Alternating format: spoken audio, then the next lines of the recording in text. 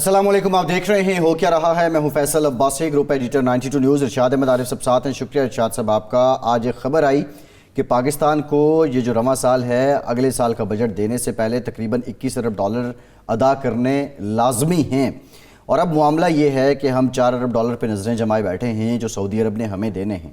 پاکستان کے معاشی حالات اتنے خراب ہیں کہ اس کی جھلک اب پاکستان کے عوام میں بہت واضح نظر آ رہی ہے، لیکن دوسری جانب پاکستان کے جو سیاسی حالات ہیں وہ بھی اس سے کئی گنا زیادہ خراب ہیں۔ شاہ محمود قریشی کہتے ہیں کہ عارف علوی مایوس ہو چکے ہیں۔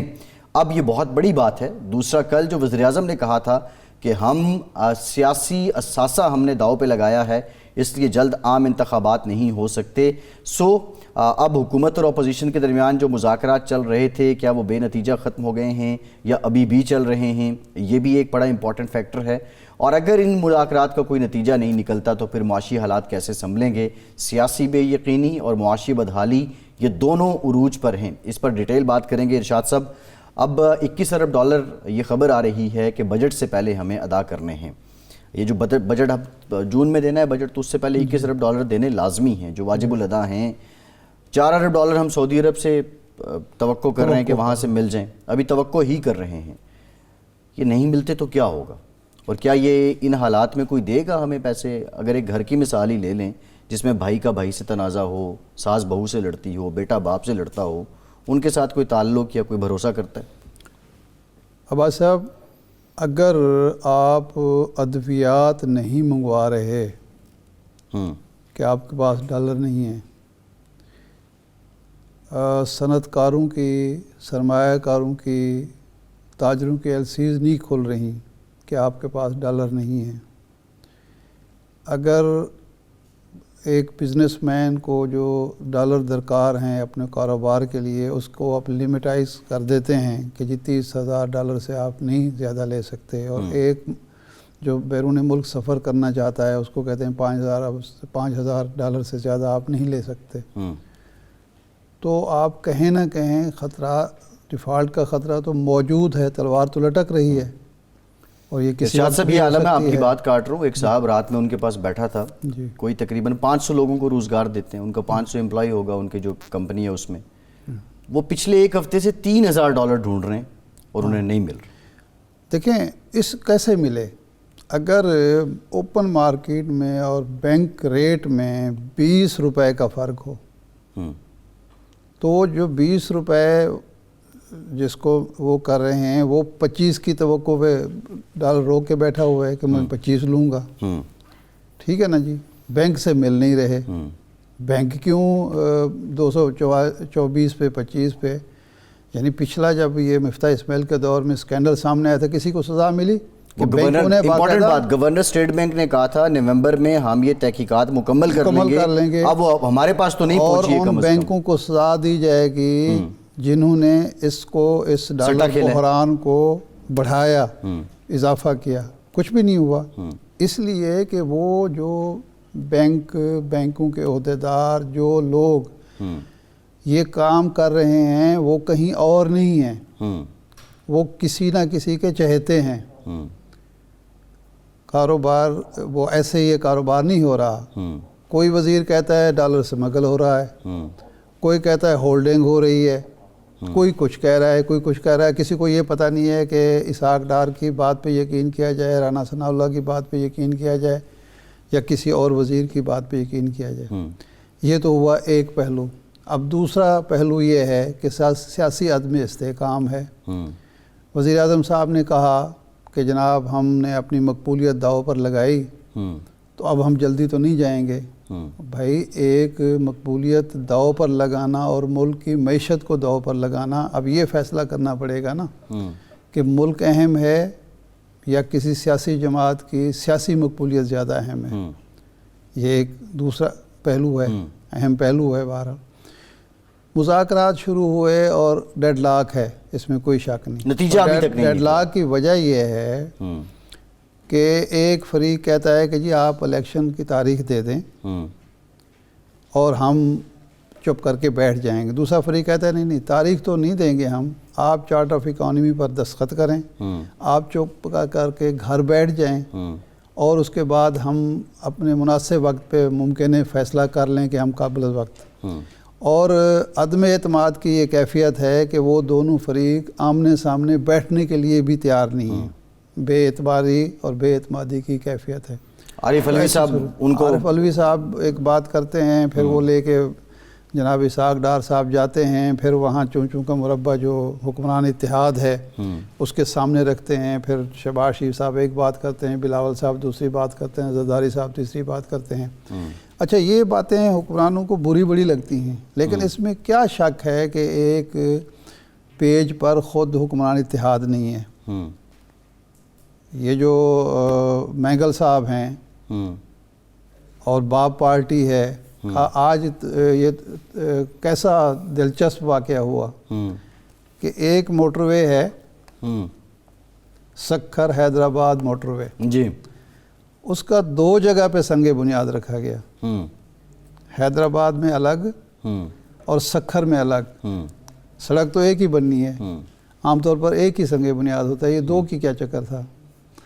ادھر پیپل پارٹی کو خوش کرنا ہے، ادھر ایم کیو ایم کو خوش. ایم کیو ایم نے کہا کہ یہ تو سکھر میں آپ رکھ رہے ہیں، سکھر سے شروع ہونی ہے نا، سکھر تک جا چکی ہے، سکھر سے خورشید شاہ صاحب تو خوش ہو گئے ہیں. تو سنگ بنیاد تو وہاں سے رکھا جاتا ہے جہاں سے تعمیر کا آغاز ہونا ہوتا ہے. انہوں نے کہا نہیں، یہ جہاں تعمیر ختم ہونی ہے وہاں بھی میرا خیال ارشاد سے وہ جو ٹورڈز کراچی جا رہی ہے اس کا یہاں سے رکھا ہے، حالانکہ ملتان کی طرف آ رہی ہے اس کا وہاں سے رکھا ہے. نہیں، اس کا ملتان سے وہاں تک تو جا چکی ہے نا، سکھر تک تو مکمل ہو چکی ہے. میں کہہ رہا ہوں اس طرف واپس بھی تو کنیکٹ ہوگی. وہ یہ تھا کہ بھی ایم کیو ایم نے کہا کہ بھائی سکھر میں رکھے گئی ہے تو پیپلز پارٹی کو فائدہ ہے، ہم کیا کہیں گے اپنے لوگوں کو. اس پہ نام ذرا اچھا، ڈیٹیل جہاں اتحادیوں کے درمیان یہ اس بات پہ بھی لڑائی ہوتی ہو کہ سڑک کا سنگ بنیاد کہاں رکھا جائے، اس میں آپ دیکھ لیں کہ کتنی اتحادی جہاں ہی ہوں گے نا ارشاد صاحب، وہاں پہ ایسے معاملات ہوں گے. ایک اور بھی اتحاد کی کہانی ہے. سینیٹر کامل علی آغا صاحب مسلم لیگ خاف کے سینئر رہنما ہمارے ساتھ موجود ہیں. بہت شکریہ سینیٹر صاحب آپ کے وقت کا. آغا صاحب یہ بتائیے گا کہ جو اب معاملات آپ کے چل رہے ہیں، عمران خان اسمبلیاں تحلیل کرنے جا رہے ہیں، اب مسلم لیگ خاف کا لائحہ عمل کیا ہوگا؟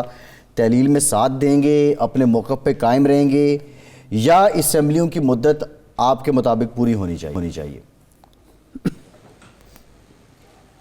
دیکھیں، جو ہمارا ہمیشہ رویہ رہا ہے اس کے مطابق تو آپ کا یہ سوال بنتا ہی نہیں ہے. ہم کمٹمنٹ والے لوگ ہیں، اور چودھری پرویز الہی صاحب نے یہ آلریڈی کہہ دیا ہوا ہے کہ 1 منٹ نہیں، آدھا منٹ بھی نہیں لگائیں گے. یعنی میرے خیال میں اس میں ابہام والی بات تو ہے کوئی نہیں. اور اگر کوئی اور کہہ رہا ہوتا تو شاید ابہام ہوتا، لیکن چودھری پرویز الہی نے جو بات کر دی ہے اس کے بعد تو میرے خیال میں کوئی شک کی گنجائش ہے ہی نہیں. یہ ضرور ہے کہ چودھری پرویز الہی صاحب نے یہ مشورہ دیا تھا کہ اگر مارچ میں یہ کریں تو ہم بہت سارے معاملات ایسے ہیں، بہت ساری پالیسیز ایسی ہیں، اور ڈیولپمنٹ ہمارے پروگرام جو ہیں وہ آن گراؤنڈ جو ہیں وہ شروع ہو جائیں، تو اس کے بعد مارچ میں اگر اسمبلیاں ڈیزولو کی جائیں تو وہ بہتر ہوگی آئندہ الیکشن کے لیے. تو اس رائے کے بعد انہوں نے یہ بھی کہہ دیا ادروائز اگر آپ کا کوئی فیصلہ ہوگا اور آپ نے یہ کہا کہ اسمبلیاں توڑنی ہیں تو جب آپ کہیں گے اسی وقت یہ توڑ دی جائیں گی، اور اس میں کوئی دوسری رائے نہیں ہے. اچھا آغا صاحب، آپ چودھری پرویز الہی صاحب کے قریبی اور قابل اعتماد ساتھی ہیں. ظاہر بات ہے جو بھی وہ مشورہ کرتے ہیں آپ ان میں شامل ہوتے ہیں، اور جو فیصلہ کرتے ہیں اس میں بھی آپ کو اعتماد میں لیتے ہیں. اصل میں اقبال صاحب جو سینئر منسٹر ہیں پارلیمانی پارٹی کے سربراہ ہیں پی ٹی آئی کے، انہوں نے کہا ہے کہ چودھری پرویز الہی صاحب نے اسمبلی تحلیل کرنے کی سمری پر دستخط کر کے عمران خان کے حوالے کر دی ہے. یہ بات درست ہے؟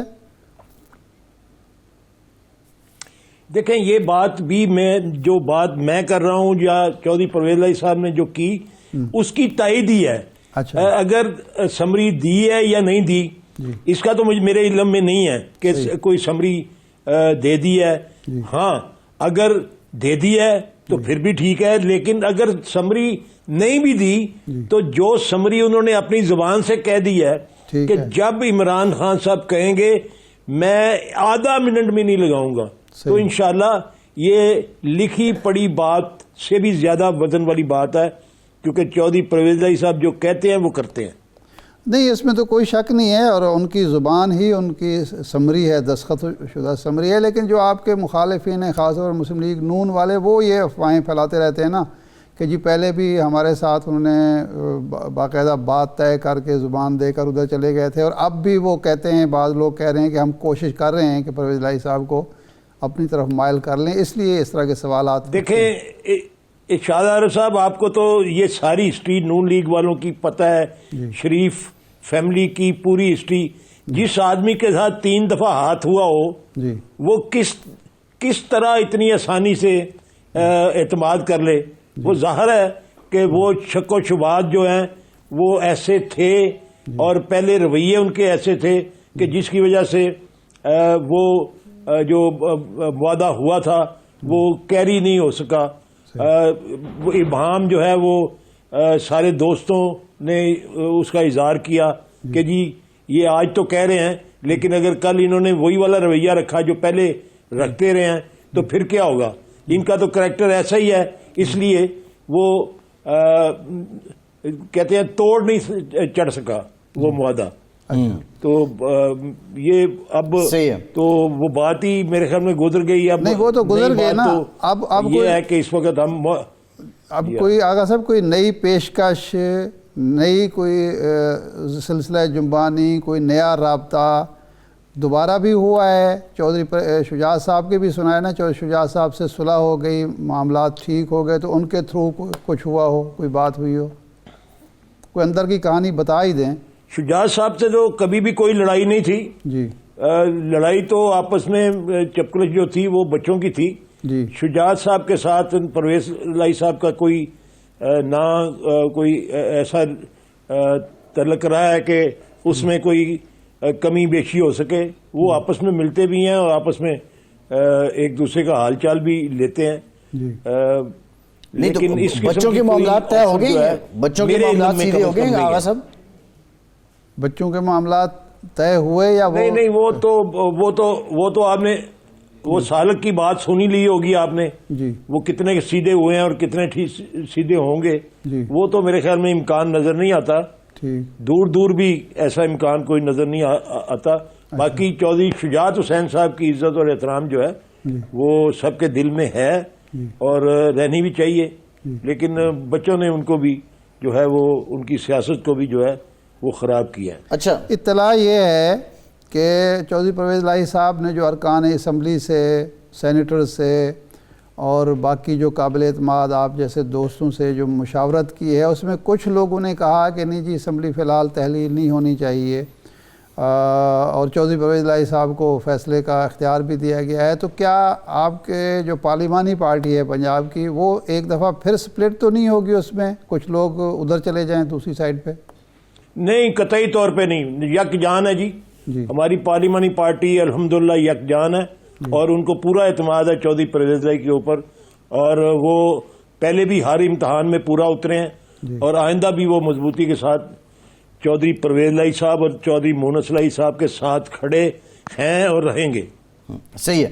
اچھا آغا صاحب، اب رابطہ آپ نے کہا کہ کبھی ٹوٹا ہی نہیں تھا، ہمیشہ سے بحال تھا. اب چودھری شجاعت صاحب نے یہ بھی کہا کہ انہوں نے پرویز الہی صاحب کو مشورہ دیا کہ ایف آئی آر میں ان لوگوں کو نہ شامل کیا جائے جن کے نام عمران خان لے رہے ہیں. اب ایسے موڑ پہ چودھری پرویز الہی چودھری شجاعت کے مشورے کو ترجیح دیں گے یا عمران خان کی ہدایت پر عمل کریں گے؟ کیونکہ چودھری صاحب، ان کے صاحبزادے وفاق میں، آپ کے دیگر ساتھی وفاق میں وزیر ہیں.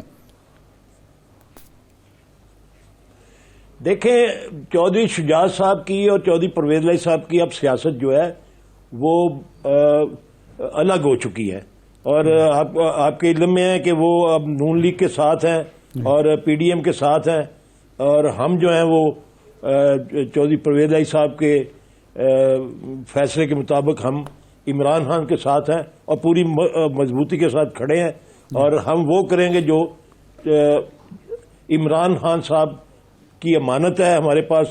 پنجاب کی حکومت جو وہ کہیں گے، جو فیصلہ وہ کریں گے، ہم من اس کے اوپر عمل درآمد کریں گے. صحیح ہے. اچھا کامل علی آغا صاحب، بہت امپورٹنٹ بات آپ کر رہے ہیں. بریک کے بعد گفتگو کا سلسلہ یہیں سے جوڑیں گے، ہمارے ساتھ رہیے.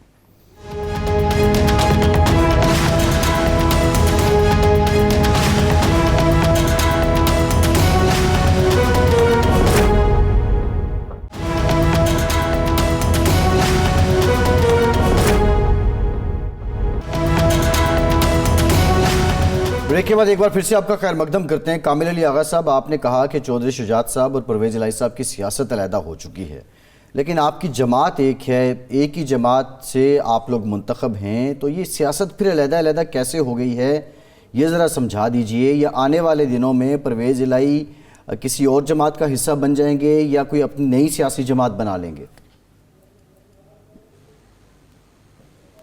دیکھیں, پارٹیوں کے اندر الیکشن ہوتے ہیں اور یہ ہماری پارٹی کی جو مرکزی ورکنگ کمیٹی ہے, مجلس عاملہ, اس نے فیصلہ کر دیا ہوا ہے کہ چودھری پرویز الہی صاحب جو ہیں وہ صدر نہیں رہے اور طارق بشیر چیمہ چودھری شجاعت صاحب یعنی چودھری شجاعت حسین صاحب, جی چودھری شجاعت حسین صاحب مرکزی صدر نہیں رہے اور طارق بشیر چیمہ صاحب مرکزی جنرل سیکرٹری نہیں رہے. اس کے لیے پارٹی نے پھر الیکشن کمیشن بھی مقرر کر دیا اور اس کے بعد شیڈیول بھی جاری کر دیا, جس پر پاکستان الیکشن کمیشن نے سٹے جاری کر دیا. تو وہ سٹے اب چونکہ ان کا حمایتی وہاں پہ ایک شخص بیٹھا ہوا ہے جس کی وجہ سے وہ رکاوٹ بنا ہوا ہے, لیکن جب سٹے خارج ہوگا تو الیکشن ہوں گے شیڈیول کے مطابق. شیڈیول جاری ہو چکا ہوا ہے, اس کے مطابق مرکزی کس کا حمایتی بیٹھا ہے کامل علی آغا صاحب؟ اور میری جان الیکشن کمیشن جو ہے وہ ظاہر ہے وہ فیصلے آپ کو پتہ ہی ہے کہ کس اپنا وہ کس کی ہدایت پر کر رہا ہے اور کیا کر رہا ہے, وہ تو سب کو اب علم ہو چکا ہے کہ ون سائیڈڈ ان کے فیصلے ہیں. نہیں, یعنی دیکھیں کس کا حمایتی, چودھری شجاعت صاحب کا حمایتی بیٹھا ہے آغا صاحب؟ یہ پی ڈی ایم حکومت جو ہے ان کا حمایتی ہے, نون لیگ کا خاص جو حمایتی ہے, وہ سارے فیصلے ان کی مشاورت سے آغا صاحب نون لیگ کا آپ کی پارٹی کے انٹرنل معاملات سے کیا تعلق ہے؟ ہماری پارٹی سے کوئی تعلق واسطہ نہیں ہے, لیکن جب چودھری شجاعت حسین صاحب نون لیگ کے ساتھ الائنس میں چلے گئے تو وہ ان کی فیور میں الیکشن کمیشن آف پاکستان کے ذریعے سٹے جاری کرایا ہوا ہے. پچھلے 5 ماہ سے وہ سٹے جاری ہے, چھوٹی سی پٹیشن ہے, ایک پارٹی کو بالکل ابنڈنٹ کیا ہوا ہے اور وہ فیصلہ نہیں سنا رہے, حالانکہ کوئی مسئلہ نہیں ہے. الیکشن کمیشن جو ہے وہ الیکشن کروانے کے لیے ہوتا ہے, پارٹیوں کے انٹرنل افیئرز کے اندر جو ہے وہ ان کا کوئی تعلق نہیں ہوتا. یہ بے جا طور پہ اپنا مداخلت کی ہوئی ہے جس کی وجہ سے یہ رکاوٹ بنا ہوا, ورنہ مرکزی جو جنرل کونسل ہے اس کا اجلاس ہوگا, اس میں الیکشن ہو جائے گا. اچھا آغا صاحب, چودھری پرویز الہی صاحب اور مونس صاحب نے کہا کہ جب ہماری دعائے خیر ہو گئی مسلم لیگ نون کے ساتھ تو پھر ہم نے جنرل باجوہ صاحب سے مشورہ کیا تو انہوں نے کہا کہ جی آپ کے لیے بہتر ہوگا عمران خان کی طرف جانا. پہلی تو بات یہ ہے کہ دعائے خیر جب ہوگی اور جو آپ کے تحفظات تھے وہ اس دعائے خیر سے پہلے ہوں گے, آخر وہ تحفظات ختم ہونے کے بعد ہی آپ نے سوچا کہ جی ادھر جانا چاہیے ہمیں, پھر مشاورت کی ضرورت کیوں محسوس ہوئی جنرل باجوہ سے؟ جبکہ بعض لوگ یہ کہتے ہیں کہ جی آپ کا چونکہ خود ذہن جو تھا وہ عمران خان کی طرف تھا, آپ کسی سے مشورہ صرف اس لیے کر رہے تھے کہ آپ تائید حاصل کر سکیں, ورنہ تو معاہدے کے بعد یا دعائے خیر کے بعد تو مشاورت کی ضرورت نہیں تھی. ارشاد عارف صاحب, میرے سامنے تو باجوہ صاحب سے کوئی بات نہیں ہوئی, لیکن مونس صاحب اگر فرما رہے ہیں تو ان کی بات ہوئی ہوگی, وہ میرے علم میں نہیں ہے. لیکن ہماری پارٹی کے اندر یہ تحفظات موجود تھے کہ نون لیگ کے ساتھ جو ہے ہمیں نہیں جانا چاہیے. اس لیے نہیں جانا چاہیے کہ ان کے اوپر ہمیں اعتبار نہیں ہے. انہوں نے پہلے بھی 3 مرتبہ یہ وعدہ کر کے وہ اپنا بٹرے کیا, اور جس کی وجہ سے یہ کسی بھی وقت ہمیں دھوکہ دے سکتے ہیں. یہ بات چل رہی تھی اور پھر فیصلہ یہی ہوا کہ نون لیگ کے ساتھ نہیں جانا, تو وہ فیصلہ فائنل ہو گیا. اچھا آپ یہ فرمائیں کہ اس وقت آپ نے اپنا عمران خان کے پلڑے میں پورا وزن ڈال دیا آپ نے. اب اگلے اسمبلی تحلیل ہو جاتی ہے اس مہینے یا اگلے ماہ جو عمران خان مناسب سمجھتے ہیں. اس کے بعد 2 سوالات پیدا ہوں گے. آپ الیکشن لڑیں گے عمران خان کے ساتھ مل کر یا عمران خان کے یا تحریک انصاف کے ٹکٹ پر؟ نمبر 1 اپنا تشخص مسلم لیگ کاف کا برقرار رہے گا یا اتحادی کے طور پر الیکشن لڑیں گے؟ یا ہماری آپ انڈیپینڈنٹ پارٹی ہے, ہم اپنی پارٹی کی ٹکٹ دیں گے, جاری کریں گے, اور ہمارے کینڈیڈیٹ ہماری ٹکٹ کے اوپر الیکشن لڑیں گے. پی ٹی آئی کے ساتھ ہماری سیٹ ایڈجسٹمنٹ ہوگی اور ہم مل کے ٹکٹوں کا فیصلہ کریں گے. اچھا, نہیں, وزارت اعلیٰ کی قربانی چودھری پرویز الہی صاحب دے رہے ہیں.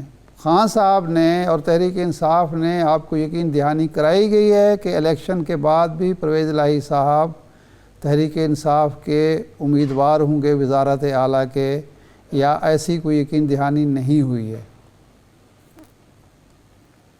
ابھی تک تو اس ایشو کے اوپر کوئی بات میرے علم میں نہیں آئی کہ کوئی اس قسم کی کوئی بات چیت ہوئی ہو. لیکن ظاہر ہے جو اعتماد چودھری پرویز الہی صاحب دے رہے ہیں ان کو, اس کی روشنی میں تو میرے خیال میں چودھری پرویز الہی صاحب کے حق میں ڈیسیژن متوقع ہے. آپ کو اشارے بھی ملے ہیں یا آپ سمجھ رہے ہیں آغا صاحب؟ دیکھیں, میں پولیٹیکل ورکر ہوں, مجھے اشاروں کی ضرورت نہیں پڑتی. میری اپنی کیلکولیشن ہوتی ہے اور اپنا میرا جو ہے وہ اپنا ایک زاویہ نگاہ ہے جس کی روشنی میں. چلے ایک اور سوال ہے آغا صاحب, ایک اور سوال ہے. آپ کی آئندہ انتخابات میں سیٹ ایڈجسٹمنٹ ہو جائے گی آپ کے دھڑے کی پی ٹی آئی کے ساتھ, چودھری شجاعت صاحب کے دھڑے کی سیٹ ایڈجسٹمنٹ ہو جائے گی نون لیگ یا پی ڈی ایم کے ساتھ. اب گھاٹے میں تو نہیں ہے, 5 گھی میں مسلم لیگ قاف کی. لیکن ان کے پاس کینڈیڈیٹ ہی کوئی نہیں. کینڈیڈیٹ ان کے پاس سالک ہے, شافع ہے, اور اپنا طارق بشیر چیمہ ہے. اس نے پتہ نہیں کہاں سے الیکشن لڑنا ہے, اور کہ وہ اس کا زاویہ نگاہ جو ہے وہ پارٹی والا کبھی بھی نہیں رہا. وہ تو لوکل گروپنگ کے اوپر الیکشن لڑتا ہے, تو پتہ نہیں اس کا کیا فیصلہ ہوگا. نہیں آغا صاحب, وہ جنرل سیکرٹری ہے مسلم لیگ کاف کا جو شجاعت صاحب کا دھڑا ہے, تو وہ جنرل سیکرٹری نہیں ہے نا جی. میں تو نہیں مانتا. میں نہیں, آپ پہ تو الزام ہے آپ صوبائی عہدیدار تھے, وہ تو مرکزی. میں نہیں مانتا جی, میں نہیں مانتا. اس کو مرکزی مجلس عاملہ نے عہدے سے فارغ کر دیا ہوا ہے. اچھا, نہیں, آپ نے فارغ کر دیا, لیکن شجاعت صاحب کا جو دھڑا ہے اس کا تو وہ سیکرٹری جنرل ہے. تو آپ کو ڈاؤٹ ہے کہ وہ اگلا الیکشن کاف لیگ کے یا شجاعت صاحب کے ساتھ مل کے نہیں لڑے گا, کسی اور پارٹی میں چلا جائے گا؟ دیکھیں, اس نے ہمیشہ لوکل گروپنگ کے اوپر ایک اپنا وہاں پہ بہاولپور میں ایک گروپ بنایا ہوا ہے, اور وہ کینڈیڈیٹ اس گروپ کا ہی ہوتا ہے. یہ تو ایک حادثہ تھا کہ پاکستان مسلم لیگ قائد اعظم کا وہ جنرل سیکرٹری مقرر ہو گیا, لیکن اس نے کبھی ایک دن بھی بطور جنرل سیکرٹری کوئی قدم نہیں اٹھایا.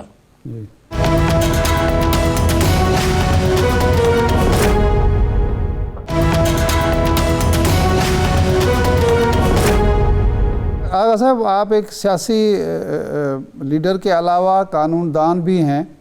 آپ یہ فرمائیں کہ اگر اسمبلی خان صاحب تحلیل کرتے ہیں تو الیکشن کمیشن, جس کے بارے میں آپ کا نقطہ نظر ہے کہ وہ مسلم لیگ نون کو فیور کرتا ہے یا حکمران جماعت کو فیور کرتا ہے, اگلے یعنی صوبائی اسمبلی کے انتخابات کو غیر معینہ مدت کے لیے اکتوبر تک ملتوی کر سکتا ہے, یا حکومت کوئی ایمرجنسی لگا کر یہ کر سکتا ہے کام کہ آپ اسمبلی توڑ دیں, آپ کی حکومت ختم ہو جائے اور الیکشن بھی آپ حاصل نہ کر سکیں؟ دیکھیں ارشاد عارف صاحب, اس میں آئین بڑا واضح ہے. اگر یہ اسمبلیاں ڈیزالو ہوئیں تو فی الفور 48 گھنٹے کے اندر جو ہے وہ انٹرم گورنمنٹ جو ہے اس کا تقرر ہوگا, اور یہ بھی اس کے اندر طے ہے کہ 60 دن کے اندر جو ہے وہ الیکشن ہوں گے. تو میرے خیال میں ابہام والی بات اس میں کوئی نہیں ہے. آئین اور قانون بڑا واضح ہے اور اس کی پابندی ہر کسی کو کرنی پڑے گی. رہی بات ایمرجنسی کی تو ایمرجنسی والے ہوتی ہے تو 90 دن ہوں گے مدت پوری کرنے سے پہلے. 90 دن ڈیزالو ہوگی جی آپ درست فرما رہے ہیں. ڈیزالو ہوگی تو 90 دن ہوں گے اور ادروائز اگر کوئی ریزائن دے تو وہ 60 دن کے اندر ہوتے ہیں. یہ آپ نے درست کہا. لیکن ایمرجنسی لگانے کی جو طریقہ کار ہے وہ بڑا واضح ہے. وہ حالات اس ملک میں یا اس صوبے میں نہیں ہے کہ ایمرجنسی لگائی جا سکے. اگر یہ کوشش کریں گے تو سپریم کورٹ آف پاکستان اس بات کو قبول نہیں کرے گی. صحیح ہے. اچھا آغا صاحب، اب آپ کی پارٹی کے جو معاملات ہیں وہ تو ہو گئے، لیکن یہ وزارت اعلیٰ کی جو یہ ساری کشمکش تحلیل ہونی نہیں ہونی اپنی جگہ، گورننس کے پوائنٹ آف ویو سے جب ہم عوام کو دیکھتے ہیں تو عوام اس وقت مہنگائی کی چکی میں پس رہے ہیں اور زیادہ تر یہی معاملات میڈیا پہ بھی ڈسکس ہو رہے ہیں کہ پرویز الہی صاحب نے عمران خان سے یہ کہہ دیا، عمران خان نے یہ کہہ دیا، نواز شریف نے یہ کہہ دیا. آپ سمجھ رہے ہیں کہ صوبے کے اندر جو حالات ہیں وہ آپ کے کنٹرول میں ہیں اور آپ اس طرح گورن کر پا رہے ہیں جو آپ کی روایت رہی ہے؟ جی دیکھیں، جہاں تک پنجاب حکومت کا تعلق ہے، الحمدللہ ہماری پالیسیز ہر شعبے کے اندر جو ہے وہ بہتر جا رہی ہے اور ہم اپنی پوری صلاحیتیں استعمال کر کے چودھری پرویز الہی صاحب الحمدللہ صوبے کے اندر پورا نظم و ضبط سنبھالے ہوئے ہیں. مہنگائی کی جو بات ہے وہ ظاہر ہے کہ مرکزی حکومت کی پالیسیاں جو ہیں وہ اس قسم کی ہیں جس کی وجہ سے ڈالر جو ہے وہ ایک اپنی انتہا کی طرف چلا گیا ہے. روپے کی قدر جو ہے وہ کمی بڑھتی چلی جا رہی ہے اور جو خوردنی اشیاء اور مٹیریل اور اپنا فیکٹری کو درکار جو اپنا را مٹیریل ہے وہ پورٹ کے اوپر سینکڑوں کنٹینر جو ہیں وہ پڑے ہوئے ہیں. ان کا ریلیز کرنا مشکل ہوا ہے. ڈالر بینک جاری نہیں کر رہے. مارکیٹ میں اوپن مارکیٹ میں ڈالر جو ہے وہ اپنی انتہا کو پہنچا ہوا ہے. تو یہ ساری وجوہات کی وجہ سے دیکھنا، یہ اب ان دنوں میں مرغی کی قیمت جو ہے وہ اپنی انتہا کو پہنچ چکی ہے اور اس کی وجہ صرف یہ ہے کہ ان کی فیڈ نہیں بن رہی اور جب پولٹری فارم جو ہیں ان کو فیڈ نہیں ملے گی تو مرغیوں کی کمی کی وجہ سے ان کا ریٹ جو ہے، شارٹیج کی وجہ سے ریٹ بھی بڑھتا چلا جا رہا ہے. انڈے کی قیمت جو ہے وہ 300 کے قریب چلی گئی ہے. اسی طرح دیگر ساری اشیاء خوردنی جو ہیں وہ ان کی قیمتوں میں اضافہ ہوتا چلا جا رہا ہے. اس کی وجہ روپے کی قدر جو ہے وہ کم ہوتی جا رہی ہے. تو یہ ساری چیزیں وفاقی حکومت کی پالیسیوں کی وجہ سے عام آدمی کو بھگتنا پڑ رہی ہیں. صوبائی حکومت کا اس معاملے میں کوئی دخل نہیں ہے. ہم صوبے قیمت کو کنٹرول کر سکتے ہیں، ہم اس کا تقرر جو ہے وہ کر سکتے ہیں. لیکن ظاہر ہے جب چیزوں کی شارٹیج شروع ہو جائے گی تو شارٹ چیزیں جو ہیں وہ اپنی قیمت پہ اوپن مارکیٹ میں بکتی ہیں اور ان کی قیمت کو کنٹرول کرنا جو ہے وہ کسی حکومت کے بس میں نہیں رہتا. اچھا آغا صاحب، آپ کا مسلم لیگ نون کے ساتھ یا میاں نواز شریف کے ساتھ چودھری برادران کا تلخ تجربہ ہے تعلقات کا، 15 سالہ تعلقات جو ہیں.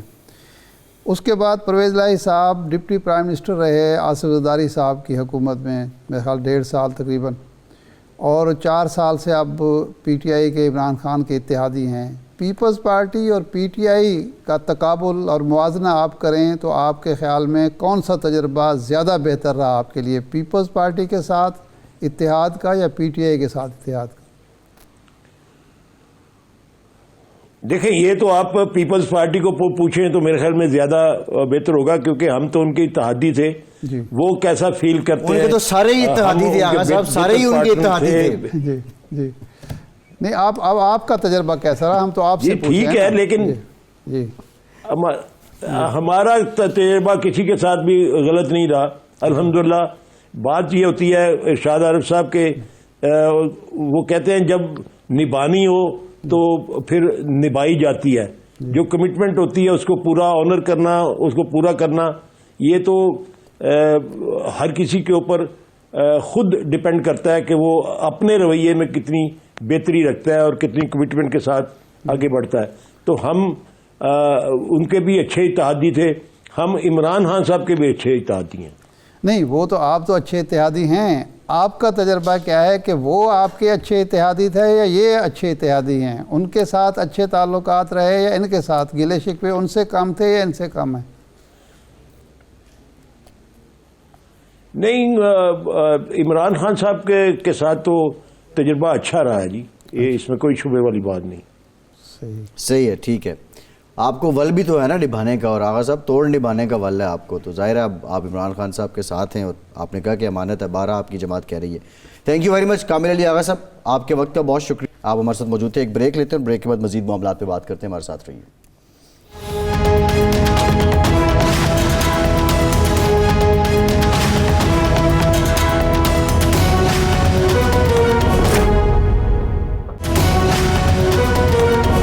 بریک کے بعد ایک بار پھر سے آپ کو خوش آمدید کہیں گے. ارشاد صاحب, بریک سے پہلے کامل علی آغا صاحب سے بات ہو رہی تھی, لیکن ایک ٹیکنیکل بات دیکھی جائے تو مسلم لیگ خاف کو بطور پارٹی کسی صورت گھاٹا نہیں ہے.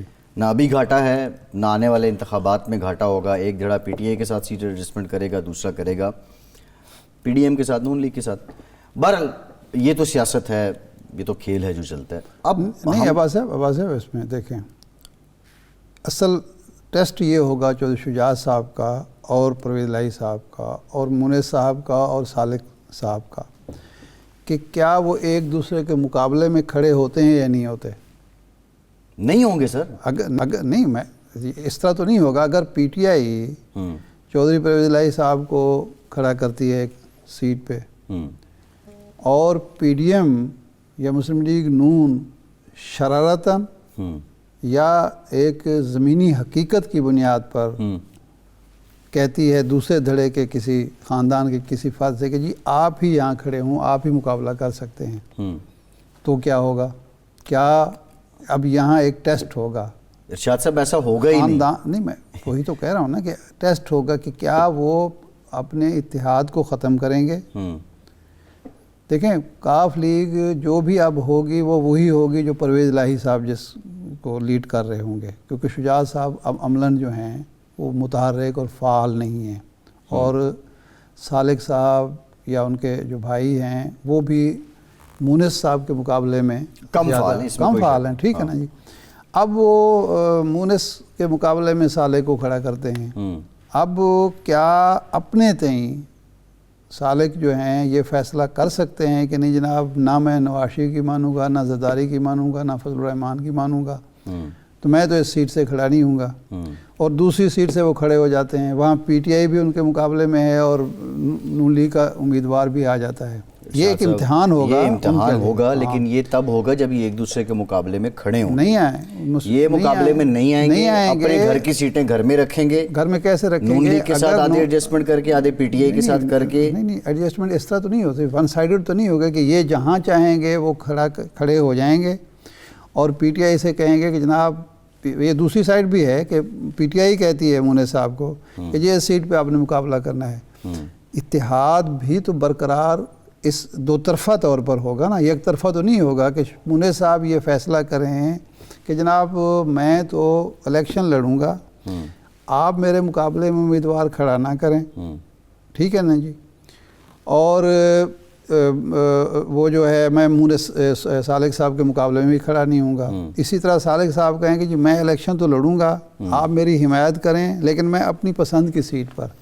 تو ایسے نہیں ہوتا. اب یہ ایک امتحان ہوگا دونوں کے لیے, ان کے لیے بھی ان کے لیے بھی, کہ کیا یہ کینڈیڈیٹ تو ہوں گے. اگر یہ پی ٹی آئی کی حمایت کے بغیر اور وہ نون لیگ کی حمایت کے بغیر الیکشن لڑ سکتے ہیں، یہ ایک بنیادی چیز ہوگا، کیونکہ جو کیفیت نظر آ رہی ہے وہ یہ نظر آ رہی ہے کہ اس دفعہ مقابلہ ہوگا 1 to 1۔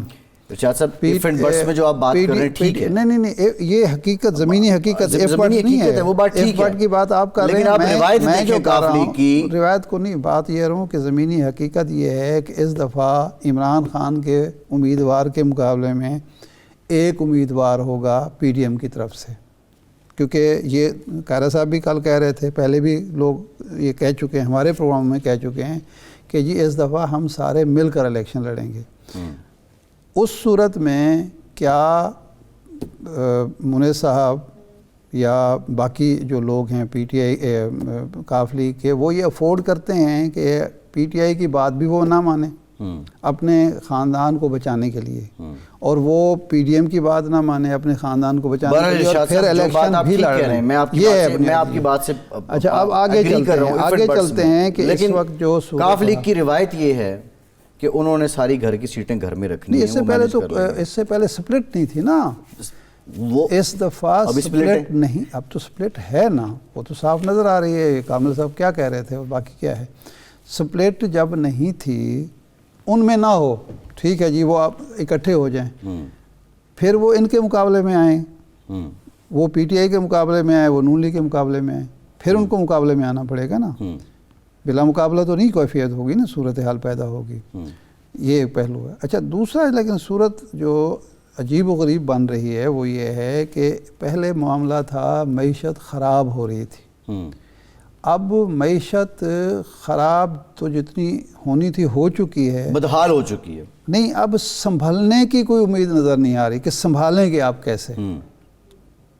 پرابلم یہ بن گیا ہے کہ ایک ہوتا ہے خراب ہوتا ہے، اچھا جی یہ وجہ ہے سنبھلنے کی، یہ وجہ ہے، مثلا اچھی فصلیں ہو جائیں تو معیشت سنبھل جاتی ہے، آپ کا مینوفیکچرنگ کا شعبہ جو ہے وہ رزلٹ دے دے تو آپ کی معیشت سنبھل جاتی ہے، تیل نکل آئے، نہیں وہ تو ایک جو ہمارے پاس دستیاب چیزیں ہیں میں ان کی بات کر رہا ہوں۔ اچھا آپ کے ایکسپورٹ بڑھ جائیں آپ کی معیشت سنبھل جائے گی، اچھا آپ کے ترسیلات زر جو ہیں، ریمیٹنسز جو ہیں ان میں اضافہ ہو جائے آپ کی معیشت سنبھل جائے گی، آپ کے ریونیو آپ کلیکٹ کر لیں بہت زیادہ، کوئی ایک انڈیکیٹر ہو جس سے آپ توقع کریں کہ اس کی وجہ سے ہماری معیشت سنبھل سکتی ہے، ان میں سے تو کوئی انڈیکیٹر نہیں ہے۔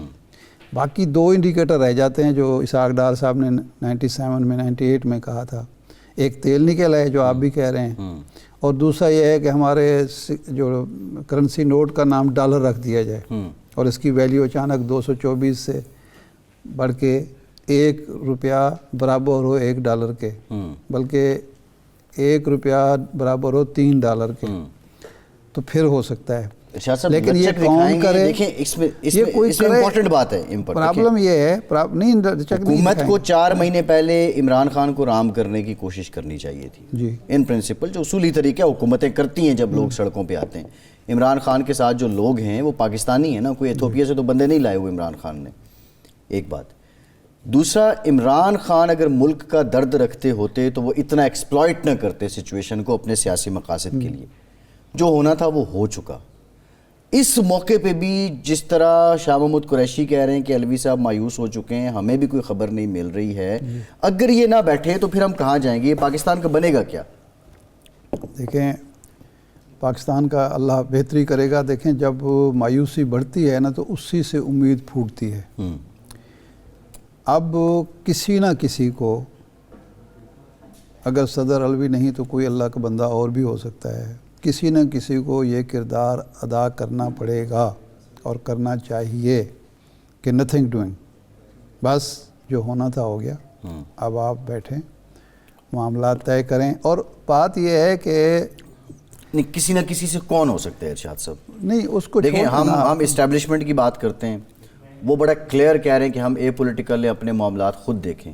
اپنی ہماری سیاستدانوں کی استعداد یہ ہے کہ اگر وہ بیچ میں نہیں بھی آتے تو ہم ایک دوسرے، بات آپ نے شروع میں کی نا کہ روبرو بیٹھنے کے قابل نہیں ہے۔ سب سے بڑا المیہ ہی ہمارے سیاستدانوں کا یہ ہے کہ اپنے فیصلے اپنے معاملات خود طے کرنے کی اہلیت سے محروم نظر آتے ہیں. محروم ہیں، میں کوئی فتویٰ نہیں لگا رہا کہ یہ محروم ہیں، میں یہ کہہ رہا ہوں کہ محروم نظر آتے ہیں. ورنہ ماضی میں کئی مثالیں موجود ہیں.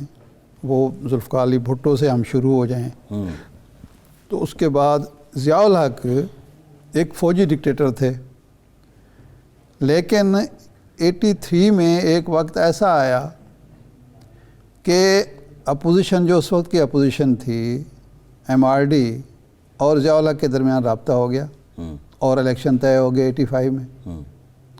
ٹھیک ہے نا؟